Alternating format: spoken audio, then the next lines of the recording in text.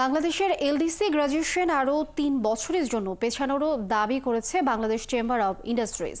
শনিবার রাজধানীতে দেশের অর্থনৈতিক অবস্থা এবং সমসাময়িক পরিস্থিতি নিয়ে আয়োজিত এক সংবাদ সম্মেলনে সংগঠনটির প্রেসিডেন্ট বলেন, দেশের বর্তমান দোদুল্যমান রাজনৈতিক পরিস্থিতির প্রভাবে শিল্প খাত মন্থর আর ব্যবসায়ীরাও বিনিয়োগে ভয় পাচ্ছে। জাহিদুল ইসলামের প্রতিবেদন। আবার এদিকে ইন্টারেস্ট বাড়ানো হচ্ছে, এনার্জি প্রাইস।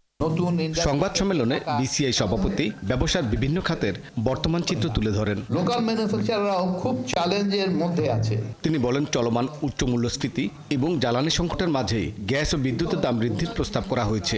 এটি স্থানীয় বিনিয়োগ ও শিল্পের জন্য অশনি সংকেত। এগুলি ডেফিনেটলি ইন্ডাস্ট্রিগুলিকে এফেক্ট করে এবং একটা জিনিস মনে রাখতে হবে, ইনফ্লেশন যখন হাই, ডিমান্ড কিন্তু এমনি কমে যায়।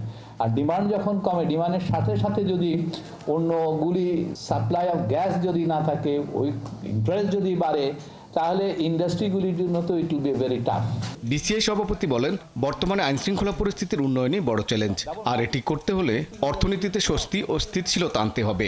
এর জন্য গণতান্ত্রিক এবং নির্বাচিত সরকারের বিকল্প নাই।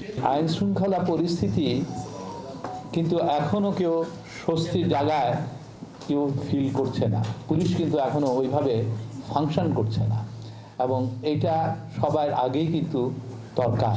ইন্টারিম গভর্নমেন্ট কিন্তু যত শর্ট হোক, তত কিন্তু ওনাদের যত কুইক হোক, আমি মনে করি যে ওনাদের ইলেকশন প্রসেসে চলে যাওয়া উচিত এবং তাতে করে সবার মধ্যে একটা স্বস্তিও আসবে। বাংলাদেশের অর্থনীতি বর্তমানে নাজুক পরিস্থিতি পার করছে উল্লেখ করে এলডিসি গ্র্যাজুয়েশন আরও ৩ বছর পেছানোর দাবি করেন বিসিআই সভাপতি। গত সরকার বাহাবা নেওয়ার জন্য ইনফ্লেটেড ইকোনমিক ফিগার দিয়ে গ্র্যাজুয়েশনের পথে হেঁটেছিল।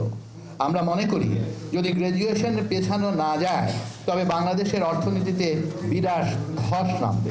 ইন্ডাস্ট্রিয়ালরা কিন্তু বেশ আগের থেকে কিন্তু বলছিল আমরা গ্র্যাজুয়েশনের জন্য প্রস্তুত নই। বিসিআই সভাপতি বলেন, বর্তমানে সরকারের ব্যয় সংকোচনের কোনো পরিকল্পনা নেই, বরং বিভিন্ন খাতে কর বাড়িয়ে এনবিআর সহজ পথে হেঁটে বাজেট এবং উন্নয়ন লক্ষ্যমাত্রা পূরণে চেষ্টা করছে, যা অবাস্তব। আমরা চাই আমাদের ইনভেস্টমেন্ট বিফলে যাতে না যায়। জাহিদুল ইসলাম, ৭১, ঢাকা। অর্থনৈতিক একটা